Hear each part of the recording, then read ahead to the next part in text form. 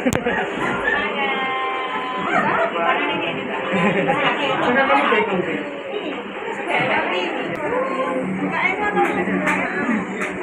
lihat sama. Bismillah.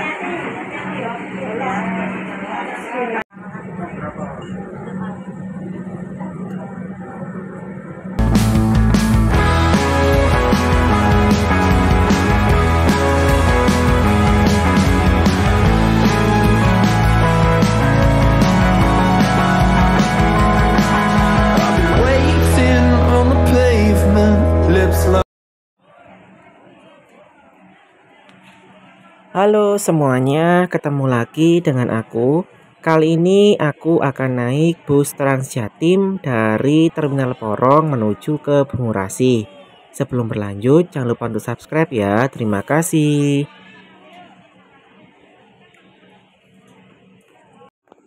Setelah menunggu sekitar 20-30 menit, akhirnya aku mengikuti antrian untuk naik Transjatim Koridor 1 menuju ke arah Gresik ini. Antrian ini ya berisi 20 orang yang bisa masuk ke dalam bus. Jadi pramugari atau kondekturnya, kok pramugari sih? Kondekturnya itu akan memberikan kertas berisi nomor 1 sampai 20. Para pemegang kertas itu nantinya bisa masuk ke dalam halte itu sambil menunggu antrian busnya itu tiba. Kalau misalkan kita sudah kehabisan, maka kita harus menunggu antrian yang selanjutnya. Tujuan dari pemberian kertas itu adalah agar para penumpang itu tertib ya, tidak berdesak-desakan atau saling senggol menyenggol ya. Nah, ini antriannya itu cukup tertib menurut saya karena memang mereka itu sudah paham jika mereka semua pasti akan kebagian tempat duduk di dalam bus. Tidak ada yang berdiri. Batasan 20 orang digunakan agar bus itu masih bisa mengangkut para penumpang yang naik dari halte. Jadi tidak semua penumpang itu dimasukkan di dalam bus dari halte Terminal Porong ini.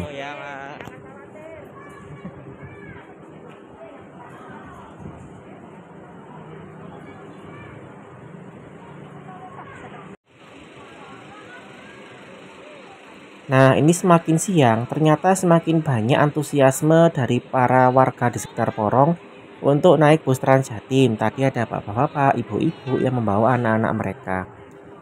Karena naik Transjatim ini merupakan salah satu destinasi atau wisata baru di sekitar Surabaya, Sidoarjo, dan Porong. Dengan tiket hanya Rp5.000, mereka bisa berkeliling untuk berjalan-jalan ke jauh Surabaya, Sidoarjo, dan Porong. Mereka tidak perlu kepanasan ya, tidak perlu mengeluarkan uang lebih banyak lagi, dingin di dalam bus, dan akhirnya bisa menikmati perjalanan ini.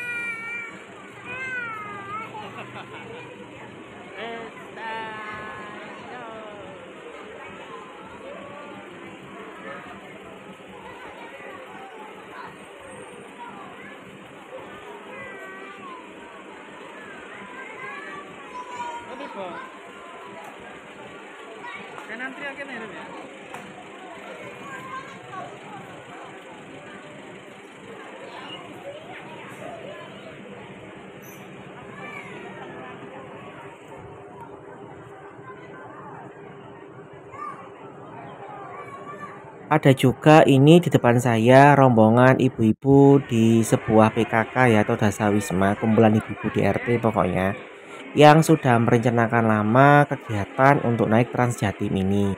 Jadi mereka itu ingin healing ya dengan cara naik Transjatim ini. Saya itu pernah bersama dengan ibu-ibu PKK pengajian ketika naik bus. Biasanya mereka itu menjadikan naik bus entah ke Wali Songo atau ke rekreasi terdekat dengan kota mereka sebagai cara mudah untuk berrekreasi. Karena kalau rekreasi sendirian seperti saya ini nggak mungkin ya, karena mereka itu bekerja mencari uang.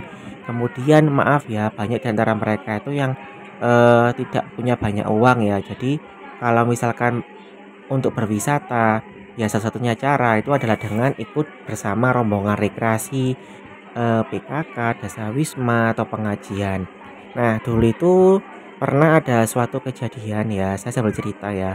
Ketika saya itu bersama mereka ke Wali Limo yang Kasep Wali Songo, itu mereka itu ada yang takjub dengan lewat jalan tol dengan apa pintu tol yang terbuka otomatis takjub sekali karena pengalaman pertama bagi mereka. Jadi kalau melihatnya itu kayak antara kasihan ya gimana ya kalau misalkan orang-orang yang seperti kita yang sering naik bepergian naik bus atau kereta tuh hal biasa.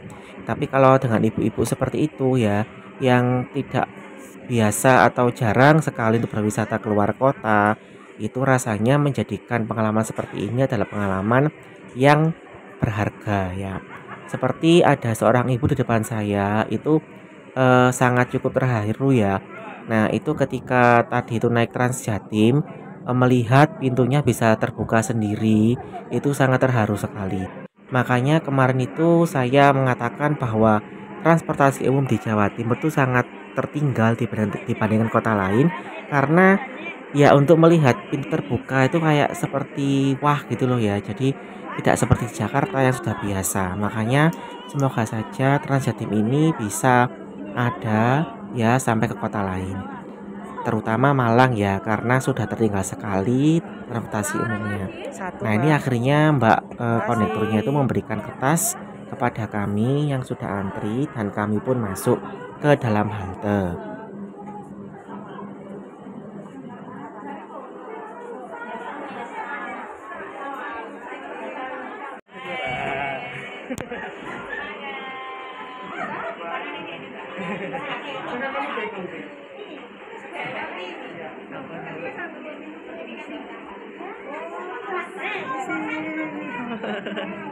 Ada pun di Bu. Gresik. Oh, nggih. Gresik, oh nggih.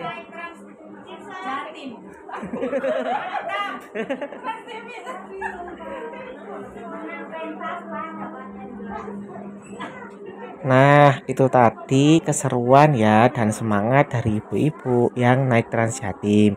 Ini juga ada keluarga besar ya yang ikut naik Trans Jatim. Kemudian nomor urut saya adalah 14. Ini tidak menunjukkan di mana tempat kursi saya, itu random ya. Pokoknya kalau dapat nomor ya kita bisa masuk di dalam halte ini. Untuk fasilitasnya di halte ini cukup lengkap juga. Itu ada charger HP yang berfungsi. Hanya saja belum ada kipas angin ya, jadi terasa panas. Meski begitu penerangannya cukup, lalu bersih ya, tidak berbau ya. Dan pastinya di sini tuh aman ya, karena memang tempat untuk menunggu busnya. Hanya saja ya seperti saran saya sebelumnya, alangkah lebih baik ditambahkan dengan informasi mengenai rute, kemudian waktu operasionalnya. Kalau lebih baik lagi diberi papan atau layar LCD berisi posisi busnya. Jadi para penumpang itu bisa tahu, oh ternyata busnya di sini ya. Berapa lama perjalanannya seperti pada halte-halte di Transjakarta ya.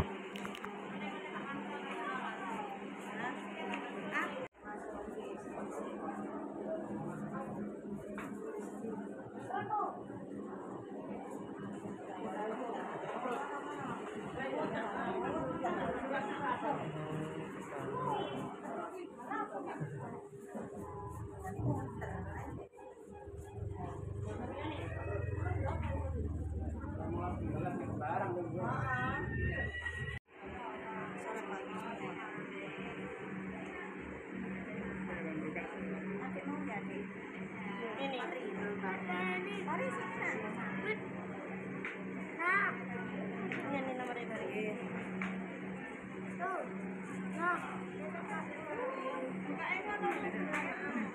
Masih alias sama.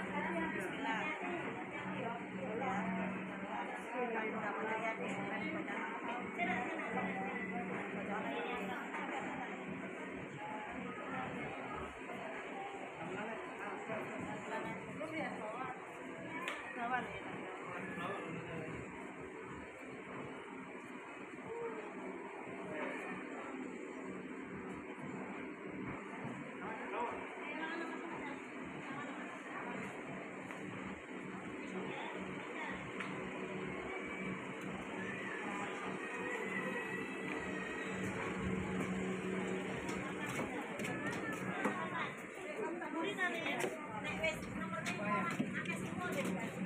Akhirnya ini aku masuk bus ya. Dan dengan adanya Trans Jatim ini juga cukup menjadi momentum untuk mengubah perilaku orang-orang terutama di Jawa Timur dalam bertransportasi umum.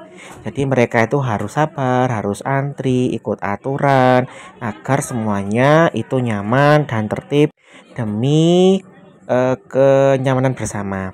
Setelah semua kloter saya tadi itu masuk ke dalam bus, maka kloter yang belakangnya masuk ke dalam halte. Jadi begitu terus ya. Kalau di sini diberi antrian sampai 20, itu mereka dapat antrian sampai 20, lalu masuk ke halte menunggu bus yang selanjutnya dengan waktu sekitar 15 menit dari bus saya ini. Oke, lah ini ada para pekerja yang sedang mengecat dan membersihkan tempat warung atau kios di sekitar Terminal Porong ini. Dengan adanya Trans Jatim tadi saya katakan bahwa turut membantu perekonomian warga di sini. Warung-warung mulai buka, artinya sudah ada aktivitas ekonomi yang lebih baik dibandingkan sebelum Trans Jatim.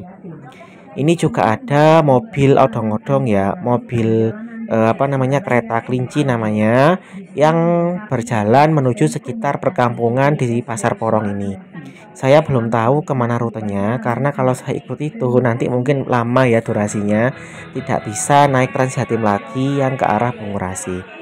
Nah, semoga saja memang Trans Jatim ini bisa terus berkembang, bisa lebih banyak lagi. Kalau saya baca itu nanti ada koridor 2 yang ke arah Mojokerto dari Surabaya dari Bungurasi, kemudian koridor 3 dari Mojokerto ke Pasuruan, kemudian koridor 4 yang ke arah Malang Raya. Untuk koridor 2 dan koridor 3 rencananya itu tahun 2023 kata Bu Khofifah ya Ibu Gubernur Jawa Timur. Sedangkan untuk koridor 4 yang Malang Raya itu masih wacana akan mulai berjalan sekitar tahun 2024. Kita doakan semoga koridor lain segera menyusul ya.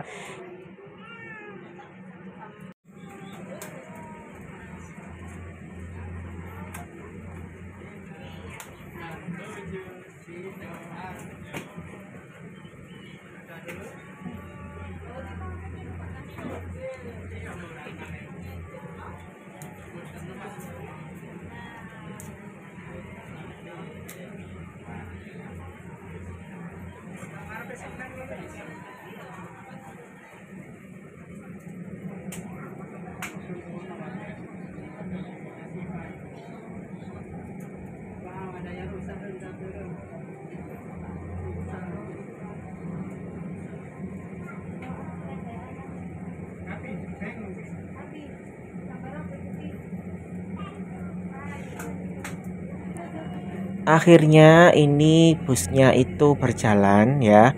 Sebentar lagi kita akan melewati Jalan Raya Porong yang berada tepat di sebelah dari Tanggul Lumpur Lapindo atau Lumpur Sidoarjo. Nanti kita akan melihat ya bagaimana kondisi wilayah di Porong yang berada dekat dengan semburan Lumpur Lapindo.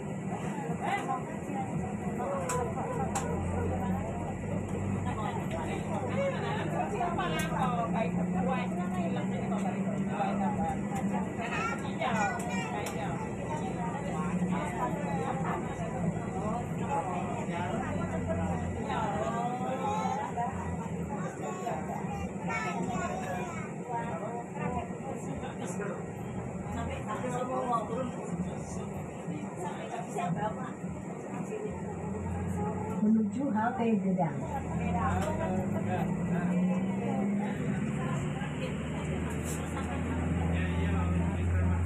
Halte pertama yang dituju oleh bus Trans Jatim dari arah Terminal Porong adalah halte Gedang. Halte ini berada di seberang dari Tanggul Lumpur Lapindo.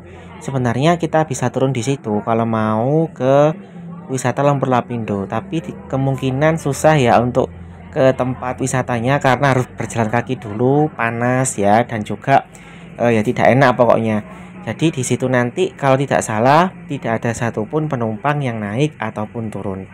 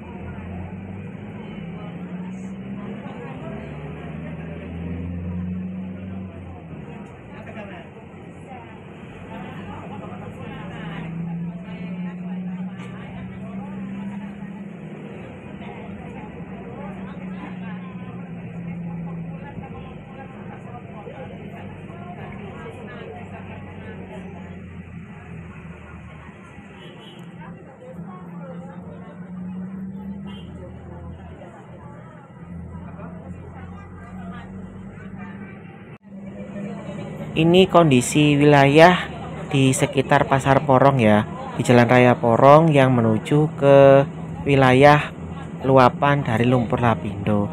Ya cukup ramai juga, tapi lama-lama ini sepi ya. Ini mulai daerah stasiun Porong ya. Jadi kalau kalian naik kereta api bisa turun di situ. Ada Taman Apaksi ya, di sini masih belum tampak kerusakan ya, masih ada beberapa tempat untuk jualan, untuk perumahan ya, ada sekolah juga di sini. Tapi sebentar lagi itu mulai tampak bahwa ada kerusakan yang cukup parah, terutama di daerah yang namanya Kelurahan Mindi kalau nggak salah. Itu masuk wilayah Kecamatan Porong ya. Kelurahan Mindi ini merupakan kelurahan yang berada paling selatan dari area terdampak Lumpur Lapindo. Ini kita sudah masuk di halte Gedang. Tanpa haltenya sepi, tidak ada penumpang yang naik maupun turun di halte ini.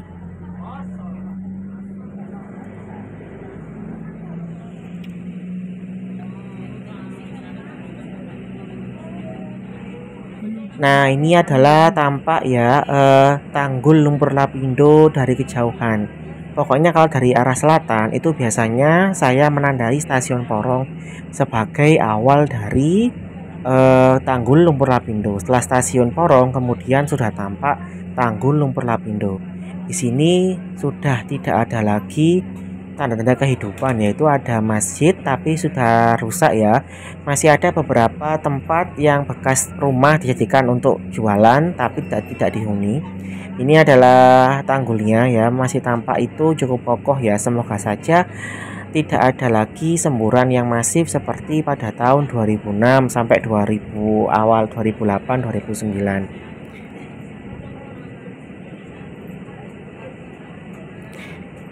Sementara itu ya, yang tangga ini itu adalah pintu masuk menuju wisata Lumpur Lapindo. Dari halte Gedang tadi kalau berjalan kaki ya lumayan juga ya. Makanya semoga saja nanti ada halte lagi ya yang mendekati Lumpur Lapindo atau wisata Lumpur Lapindo ini, agar masyarakat bisa naik Transjatim lalu turun di wisata Lumpur Lapindo. Hitung-hitung sebagai cara untuk meningkatkan ekonomi sekaligus membantu para korban ya yang berjuang dengan membuka wisata Lumpur Lapindo di sini.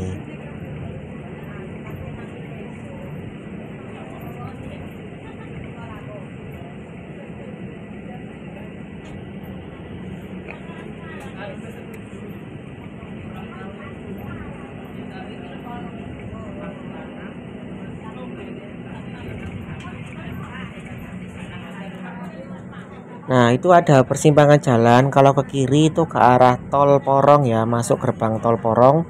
Tapi kita lurus karena kita akan masuk wilayah Tanggulangin.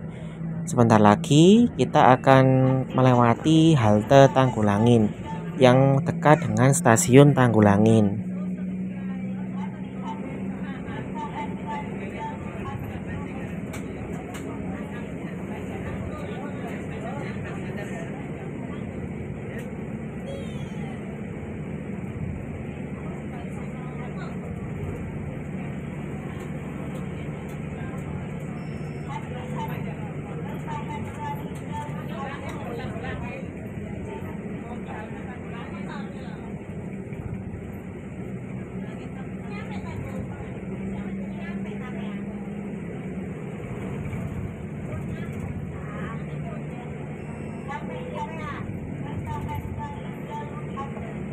Untuk perjalanan di halte Tanggulangin dan setelahnya tidak saya rekam ya, karena sudah pernah saya upload pada video pertama kali naik Transjatim. Jadi silahkan kalian melihat video tersebut ya. Dan juga ini ketika saya masuk terminal Larangan itu saya harus berdiri karena ada ibu-ibu yang naik ya. Jadi saya harus berdiri dan tidak bisa merekam dengan baik.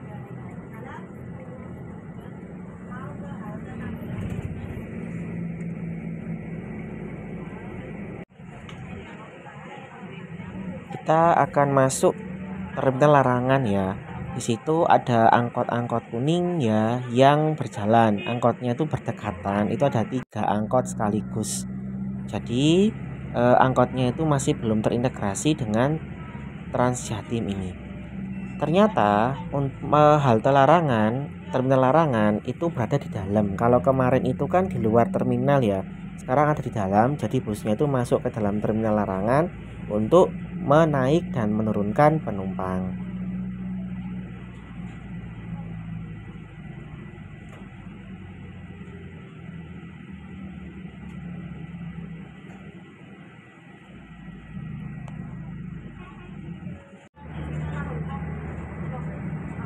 Untungnya tadi setelah di halte Pondok Mutiara itu banyak penumpang yang turun ya di bagian belakang, sehingga aku bisa duduk lagi dan merekam kegiatan, tetapi tidak leluasa. Perlu diketahui untuk merekam kegiatan di Transjatim ini cukup sulit karena kaca di bagian belakang itu tertutup oleh tulisan ya. Tidak seperti Surabaya Bus atau teman bus ya yang bisa leluasa. Jadi yang paling mudah untuk merekam itu adalah bagian depan itu ya. 4 kursi di bagian depan itu sangat mudah sekali untuk merekam. Tetapi kita harus lihat sikon ya, karena di bagian depan itu biasanya itu penuh ya oleh para penumpang. Jadi kalau misalkan tidak bisa ya sebisanya aja.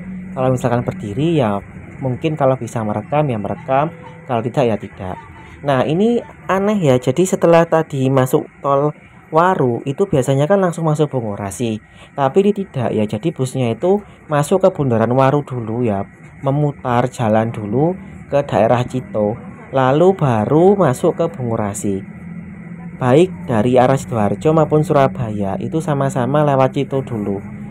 Dari beberapa informasi itu katanya agar busnya itu memenuhi kilometer. Jadi kan ini kan by the service ya. Jadi agar mereka itu bisa mendapatkan servisnya pas itu harus memutar dulu di kilometer, artinya di Bundaran Cito tadi.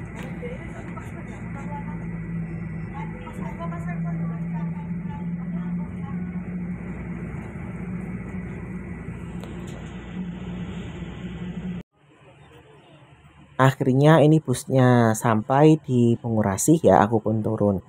Oke, sekian dulu video dari aku. Sampai jumpa pada video berikutnya. Terima kasih.